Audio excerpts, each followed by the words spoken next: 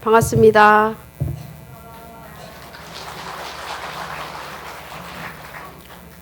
오늘은 포교소장 연성회를 맞아 신앙의 씨앗이라는 주제로 부모님의 신앙이 나에게 어떻게 비추어져 나의 신앙이 싹트게 되었는지에 대하여 이야기하게 되었습니다. 여러분도 아시다시피 초대의 신앙과 그 자녀가 되는 2대, 3대 이후의 신앙은 차이가 있습니다.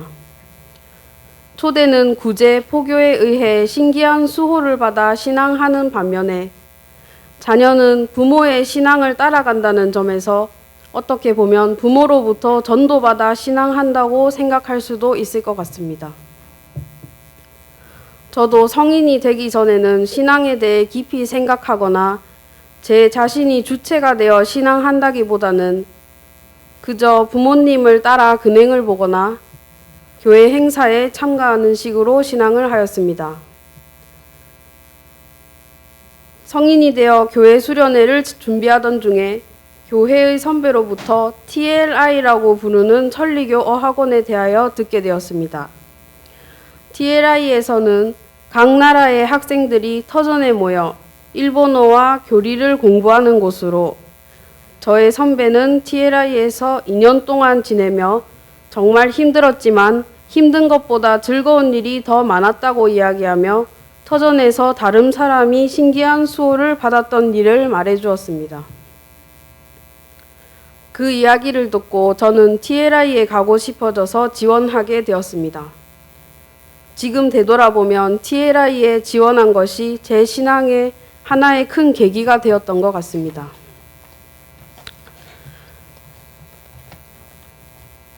TLI에 지원하는 과정에서 저희 집의 으뜸 하루에 대해 더 자세히 찾아보게 되었습니다. 으뜸 하루라고 하는 것은 신앙의 계기라는 뜻이라고 알고 있습니다. 저희 집의 으뜸 하루는 저의 증조 할아버지이신 고성교회 초대 회장님께서 사업을 하기 위해 일본으로 건너가셨다가 히로시마에서 원자폭탄의 피해로 여러 가지 병을 앓게 되어 생사의 고비에 놓이셨을 때 구제받은 것이라고 알고 있습니다. 증조 할아버지께서는 위중한 생명을 구제받으시고 이 길을 한국의 많은 사람들에게 알리기 위해 귀국하셔서 고향인 고성에서 포교를 시작하셨다고 들었습니다. 이 이야기를 듣고 나서 다시 한 번 더 나의 신앙의 근원을 알게 되었고 생각 없이 따라만 했던 신앙에서 가슴으로 어버이 신님의 말씀을 귀 기울여 들으려고 노력해야겠다는 마음을 먹었습니다. 그렇지만 역시 제가 직접 겪은 일이 아니기 때문에 잘 와닿지는 않았습니다. 그러던 와중 가까운 가족이 신상을 얻게 되는 일이 있었습니다. 그 일이 있기 전까지 저는 신님이 하시는 일이 무엇인지 잘 알지 못했었습니다. 인간의 힘으로 할 수 있는 일만 보고 있었습니다. 그런데 가족의 신상을 보고 부러졌던 뼈와 살이 낫는 것이 신님이 하시는 일이구나. 건강하게 살아가고 있다는 것이 신님의 수호구나 하고 몸으로 깨닫게 되었습니다. 이후 가족의 건강을 열심히 기원드린 것이 저의 신앙의 으뜸 하루가 되었습니다. 이후 TLI에 입학하여 본고장 터전에서 교리를 배울 수 있는 기회를 가질 수 있었습니다. 저는 평소에 인연에 관한 이야기를 듣는 일이 가끔 있었는데 그것은 보통 개인의 신상이나 사정을 두고 저 사람의 인연이라고 말하거나 가족에게서 대를 거쳐 나타나는 신상이나 사정을 저 집의 인연이라고 말하는 것 등이 있었습니다. 그것은 유전적인 병뿐만 아니라 아버지에게서 아들로 같은 모습으로 나타나는 상황이나 마음쓰기 등이었습니다. 또한 그러한 인연을 신앙에 힘쓰는 것으로 끊지 않으면 안 된다는 말도 들어왔습니다. 그래서 저는 인연이라는 것이 무엇인지 자세히 알고 싶다는 마음에서 인연에 대하여 배우게 되었습니다. 천리교에서는 인연을 크게 두 가지로 나누어 태초의 인연과 개인의 인연으로 설명하고 있습니다. 태초의 인연은 인간은 모두 즐거운 삶을 누리기 위해 창조되어 매일 수호를 받고 있다는 것입니다. 세상의 모든 것들은 어버이 신님께서 인간이 즐거운 삶을 누리기를 원하는 어버이 마음에서 일어나는 것입니다. 즉 태초의 인연은 인간이 공통적으로 가지고 있는 인연입니다. 반면에 개인의 인연이란 인간의 몸은 대물로서 마음만이 자신의 것으로 자유롭게 쓸 수 있고 마음쓰기가 사람에 따라 다르고 그 다른 마음쓰기가 각자의 영혼에 축적되어 개인의 인연이 되는 것입니다. 인간이 출직하고 또 이 세상에 다시 태어날 때는 전생에서 영혼에 축적된 전생의 인연을 가지고 태어나서 또 살아가는 것입니다. 개인의 인연은 태초의 인연과 달라서 사람마다 다르게 가지고 있는 인연입니다. 즉 사람은 모두 공통적으로 가지고 있는 것에 사람마다 다른 자신의 개인의 인연을 가지고 있는 것입니다. 그러면 나쁜 인연은 어떻게 끊을 수 있을까요? 인연을 끊기 위해서는 먼저 인연을 깨닫는 것이 첫 번째입니다. 지도 말씀에 전생의 인연, 세상의 마음 모두 나타난다. 세상의 거울에 비추어진다고 있습니다. 즉 전생이나 현생에서의 마음쓰기에 따른 인연은 세상이 거울이 되어 모두 나타나는 것입니다. 그것을 통해서 자신의 인연을 깨달을 수 있습니다. 또한 지도 말씀에 보는 것도 인연, 듣는 것도 인연이라고 있습니다. 싫은 것을 보는 것도 듣는 것도 자신의 인연이며 그것을 자신의 거울이라고 생각하여 자기 자신을 돌아보는 것이 중요합니다. 그러나 이것을 안다고 해서 간단히 자신의 인연을 깨닫고 끊을 수는 없습니다. 인연은 지금 나타나는 신상이나 사정, 또 사건의 원인이지만 원인과 결과의 관계가 확실히 알 수 있는 것은 아닙니다. 알 길이 없는 전생의 인연은 더욱 그렇습니다. 그러나 1화편에서 교조님은 신상으로 괴로워하고 있는 사람에게 이 세상의 티끌이 아니야. 전생에서 지고 있는 것이야. 신님이 구제해 주신다. 마음 바꾸어야 한다. 당신 전생의 일은 아무것도 모르니까 용서해 주십시오 하고 빌면서 신님께 예를 하고 있으면 되는 거야 라고 말씀하셨습니다. 신상이나 사정이 나타나서 왜 이렇게 되었나 왜 하고 원인을 찾는 것이 인연을 깨달을 수 있는 것이 아닙니다. 나타나는 것들을 거울로서 자신의 마음의 길을 성찰하는 것, 마음의 잘못을 깨달으면 반성하고 마음을 바꾸는 것이 인연을 깨닫는 것이라고 할 수 있습니다. 또 신상이나 사정도 인연을 끊기를 바라시는 어버이 신님의 어버이 마음에서라는 것에 감사하고 단노하는 것, 순순히 받아들이는 것, 단노의 마음이 나르고 다하는 것으로 나타나는 것이 진정한 참회가 된다고 생각합니다. 교회에서 한 교회의 자녀가 회장님께 교회 자녀로서 신앙하는 것에 대한 어려움에 대한 질문을 하는 것을 듣게 되었습니다. 그때 아버지께서는 고생의 길을 걸으면서 단노를 한 사람에게는 다음에 만족스러운 길이 남는다고 했다. 지금 고생스럽더라도 단노하면서 걷는다면 낙이 기다리고 있는 것이다. 부족의 마음으로 걷는다면 단노가 되지 않은 것이다. 라고 말씀하셨습니다. 신앙하는 집안에 태어난 자녀에게는 신앙의 인연이 있습니다. 이 신앙을 어떻게 받아들이냐에 따라 자신의 나쁜 인연을 끊을 수 있습니다. 그렇기 때문에 신앙의 초대가 아닌 후대로서 어렵다 힘들다 하며 이 길을 걷기보다는 즐거운 마음으로 단노하며 나아가는 것을 마음에 새기겠습니다. 감사합니다.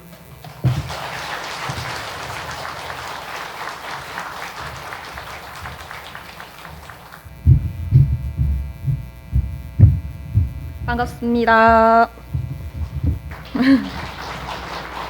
네, 저는 광민교회에서 5월 기원근행에서 가마를 맡게 되어 몇 말씀 드렸습니다만 또 기회가 되어 포교소장 연성회에서도 가마를 하게 되어 굉장히 기쁘게 생각합니다.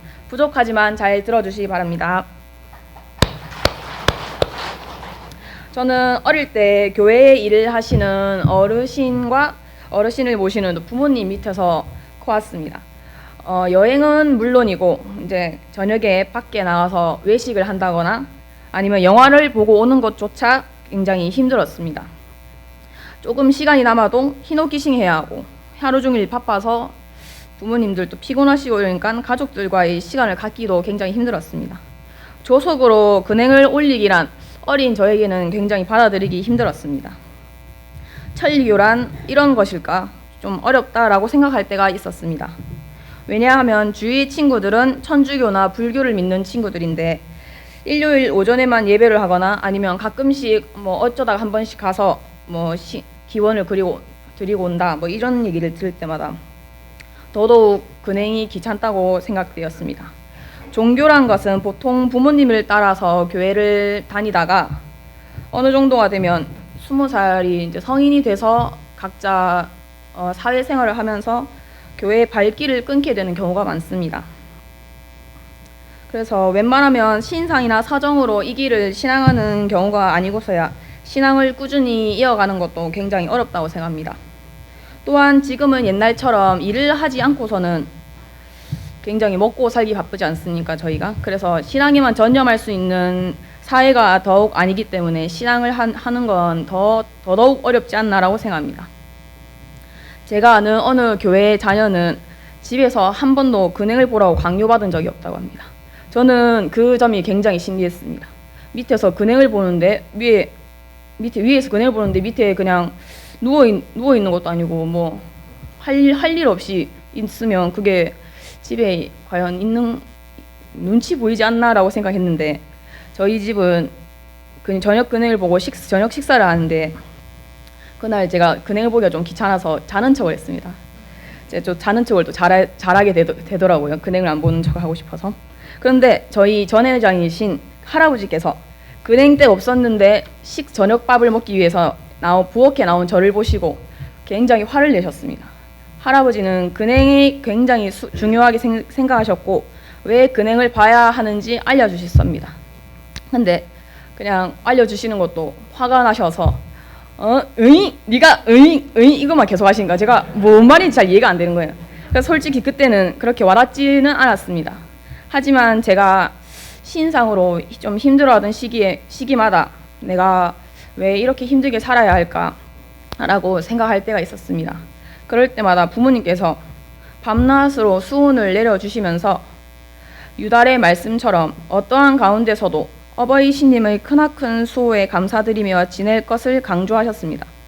물을 마시면 물맛이 난다라는 말씀처럼 평소에도 굉장히 신님의 수호를 받고 있었음을 자각할 수 없는 그런 좀 건강한 몸, 뭐 그렇다고 뭐 안 건강한 몸도 아니고 몰랐던 저의 모습에 좀 반성하게 되었고 그동안 제가 좀 교만을 하지 않았나 싶었다고 생각합니다. 그 이후로부터 근행을 볼 때마다 좀 더 뭔가 제 마음에서 우러나는 정성을 올려서 정성 있게 근행을 보기 시작했는데 저도 모르게 어느 날 굉장히 용솟음 치는 근행을 보게 되었거든요. 그래서 그런지 신님이 더 열심히 근행을 보라라는 말씀인가 보다 싶어서 근행을 보는 것에 대한 귀찮음이 사라지게 되었고 저도 이제 지금부터라도 신앙의 기쁨을 알아가는 중인 것 같습니다. 또 몸이 멀어지면 마음도 멀어진다는 말이 있습니다. 이것은 교회를 멀리하게 되면 신앙도 멀어지게 된다는 것 같다고 생각합니다. 제가 이제 곧 있으면 취업도 일도 해야 되고 돈도 벌어야 되고 덕도 쌓아야 되고 하니까 일을 해야 되지 않겠습니까? 그래서 일을 하지만 일이 바빠서 못했다든지 그런 생각을 안 가질 수 있도록 시간이 안 돼서 못 간다는 생각을 버리고 꼭 하루에 한 번씩이라도 일참을 하겠다는 마음만이라도 가져야겠다고 생각하게 되었습니다. 저희 회장님과 사모님께서는 교회에 여러 가지 사정이 있었지만 신앙에 있어서는 신앙을 한 것을 후회한 적이 한 번도 없다고 말씀하셨습니다. 항상 진실을 다하는 모습과 함께 언제나 한결같은 마음으로 구제 한 줄기의 길로 나아가는 것은 자녀에게 큰 본보기가 되었다고 생각합니다. 저 또한 그 비춰보았을 때 꾸준히 신앙을 해야겠다고 생각하게 된 계기가 되었습니다. 감사합니다.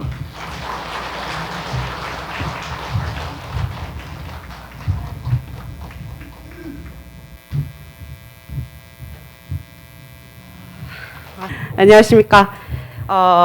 오며 가며 저를 이제 봐서 이미 저를 알고 계신 분들도 계시고 제 얼굴을 보고 딱 떠오르는 분을 통해서 유추를 해서 어느 정도 알고 계시는 분도 계시다고 생각하지만 제 이름은 이재경이고요. 천리교 안에서는 남일교의 딸내미입니다라고 자기소개를 더 많이 하는 것 같습니다. 네. 처음에 홍릉 회장님께 포교소장 연성회에서 뭔가 제 신앙과 관련된 뭔가를 말씀드렸으면 좋겠다라는 권유를 받았을 때 사실 굉장히 막막하고 고민스러웠습니다. 이 대선배님들 앞에서 제가 감히 무슨 신앙과 관련된 얘기를 한단 말인가 싶고 굉장히 걱정했는데, 그래서 고민을 거듭한 결과 제가 신앙과 관련해서 제 짧지만 여러분들에 비하면 제 인생을 통틀어서 가장 자신만만하게 해온 것에 대한 얘기를 해드려야겠다 싶어서 오늘의 주제를 정했습니다. 바로 거절과 거부 그리고 반항입니다. 네. 무슨 얘기인가 싶으신 분들도 계실 것 같은데 사실 이 동글동글하고 순하게 생긴 제 얼굴과 다르게 제가 상당히 까칠하고 예민한 사람입니다. 그리고 머리가 어느 정도 크고 난 다음에는 신앙과 관련해서는 특히 더 까칠한 태도를 취했습니다. 그래서 그 이유는 여러 가지가 있었던 것 같지만 먼저 어릴 때부터 학교에 가면 친구들한테 천리교 사입이고 뭐 너희 엄마 아빠 천리교 하니까 니도 뭐 사입이고 이런 놀림을 받고, 또 이제 제가 굉장히 제가 뭔가를 제 인생에서 제가 뭔가를 선택해야 된다는 생각이 굉장히 강한 사람인데, 제가 제 인생에서 제가 신앙할 그 종교를 못 고른다라는 데서 오는 반항심이 굉장히 컸던 것 같습니다. 실제로 제가 다녔던 고등학교가 뺑뺑이로 가는 학교였지만 천주교 재단의 고등학교였고, 당시에 저는 교회장님이신 아버지께 굉장히 당당하게 저는 천주교 세례를 받겠습니다 라고 말씀을 드렸고, 지금도 인자하신 걸로 유명하신 저희 아버지가 그때 당시에 3일 정도 저를 투명인간 취급을 하실 정도로 굉장히 크게 화를 내게 만들기도 했습니다. 그리고 23살쯤 됐을 때 아버지께서 또 한번 이제 TLI 가보지 않겠느냐, 교회의 자녀고 하니 가보지 않겠니라고 말씀을 하셨을 때 저는 또 못됐게 저는 절대 모든 교회 자녀가 TLI를 가야 된다고 생각하지 않습니다라고 단칼에 거절을 했습니다. 네, 이쯤 되면은 아니 분명히 신앙의 씨앗이고 종적 전도고 뭐 이런 얘기를 한다고 들었는데 이렇게 까칠한 애가 여기 서가지고 도대체 왜 어떻게 하다가 여기 서서 이런 얘기를 하게 된 걸까라는 궁금증이 좀 생기실 것 같은데요. 사실 저도 이거 준비하면서 저를 돌아보면서 참 신기하다는 생각을 많이 했습니다. 이 자리에서 그 모든 과정을 세세하게 다 말씀드릴 수는 없지만 지금에 와서 생각을 해보면 제가 그 중요한 선택의 순간에 이 길을 선택할 수 있었던 거는 어버이신님, 교조님의 인도와 더불어서 저희 부모님께서 저의 일상 곳곳에 틈틈이 심어두신 좋은 모습들과 말씀들, 그리고 저희 교회의 초대이신 이제 할머니의 힘이 컸던 것 같습니다. 그러면 이제 또 궁금증이 생기시는 게, 아니 도대체 얼마나 좋은 말씀이고 어떤 좋은 말씀이길래 저런 반항하다가 이 길을 걷겠다고 이렇게 서가지고 얘기를 하게 되나, 교선에 있나 지도 말씀에 있나 친필에 있나 싶으시겠죠. 네, 얘기가 잠깐 셉니다만 저에게는 지금 7개월 정도 된 굉장히 귀여운 조카가 하나 있습니다. 요즘 제 삶의 낙이고 힐링 요정입니다. 네, 그런 저희 조카가 최근에 이유식을 시작했는데요. 올케가 이것저것 몸에 좋은 음식들을 재료들을 아직 이가 없는 조카를 위해서 먹을 수 있는 상태로 만들어서 조카에게 줍니다. 그러면 이제 이런 음식을 처음 먹어보는 조카는 어떤 거는 잘 받아 먹고 어떤 거는 인상을 팍팍 쓰면서 이제 먹는 둥 마는 둥 하면서 어쨌든 올케가 자기가 먹을 수 있는 상태로 만들어주기 때문에 받아 먹습니다. 그리고 그렇게 몇 번 먹다 보면은 맛을 느끼는 것 같더라고요.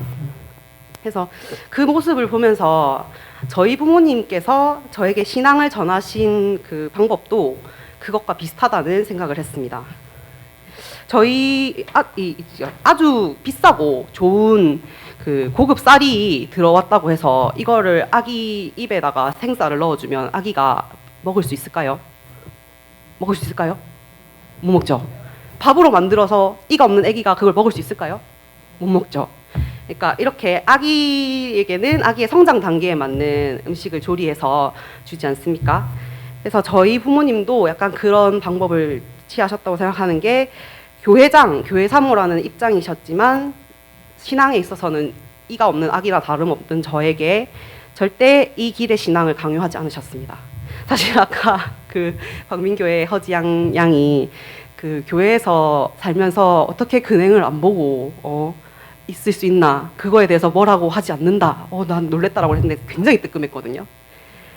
조석 근행을 빠지는 건 예사고 뭐 월차제는 뭐 봐야 되나 하는 생각을 하면서 컸기 때문에 어린 시절 굉장히 질풍노도를 심하게 겪어서 하여튼 그런데 이제 저희 부모님은 그런 저에게 절대 신앙을 해야 된다라거나 굉장히 이렇게 푸시하는 말을 하시지 않으셨고 다만 근행 시간이 되면 근행 시간이다라고 일러주셨고요. 월차제가 되면 월차제에 참배했으면 좋겠다라고 권유에 가깝게 말씀을 해주셨습니다. 그리고 월차제 참석 안 하고 이제 방에서 뒹굴뒹굴 거리고 있는 저를 보면 크게 혼을 내시는 것보다는 그냥 얼굴을 보고 한숨을 한번 쉬시고는 아무 말씀 없이 그냥 그날을 지나가 주셨고 그거는 저희 교회의 초대이신 할머니도 사실 크게 다르지 않으셨습니다. 그리고 제가 앞서 말씀드렸던 그 천주교 세례를 받겠다고 말씀을 드렸을 때도 사실 아버지가 화가 났던 거는 제가 천주교 세례를 받겠다고 했다는 그 생각에 대한 화가 난 게 아니고 그 말투, 제가 굉장히 못되게 말한 그 말투에 굉장히 화가 나셨던 거라서 그 생각 자체에 대한 비판이나 비난은 없으셨습니다. 그리고 또 일상에서 감사한 일이 있으면 어째서 그게 감사한 일인지 알려주시고 몸소 그것에 감사하면서 행복해하는 모습을 보여주셨습니다.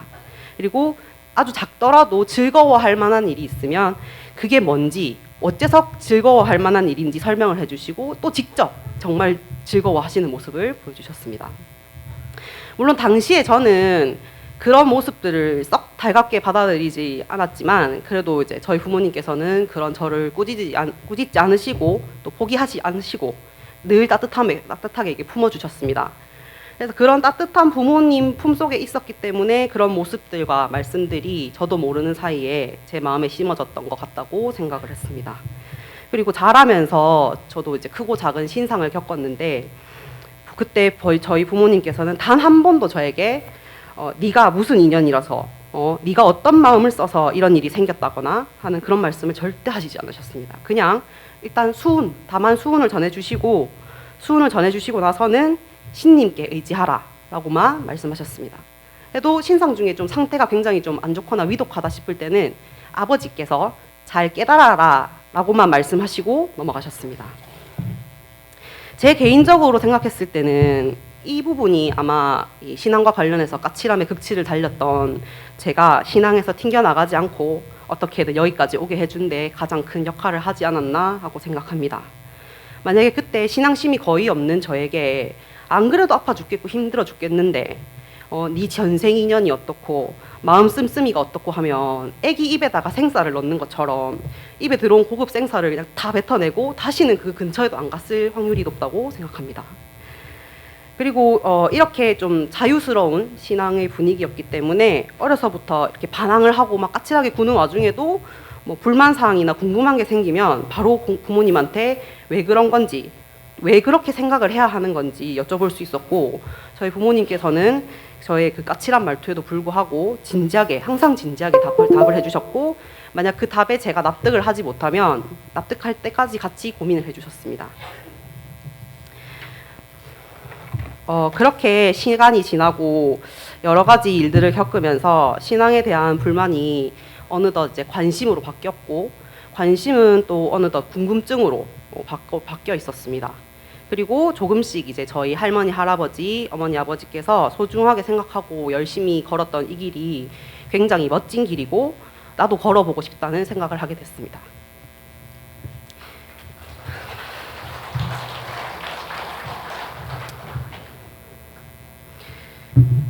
안 올 자신이 있었는데. 네. 그리고 이제 결국 오늘 이 자리에서 여러분 앞에 서서 저희 부모님께는 정말 죄송하고 부끄러운 일이지만 제가 신앙을 시작하기 위해서는 꼭 필요한 과정이었다고 생각되는 저 스스로 이제 그렇게 생각하고 있는 저의 반항기에 대한 이야기를 여러분들에게 해드리게 됐고, 네, 두서없는 이야기지만 경청해 주셔서 감사합니다.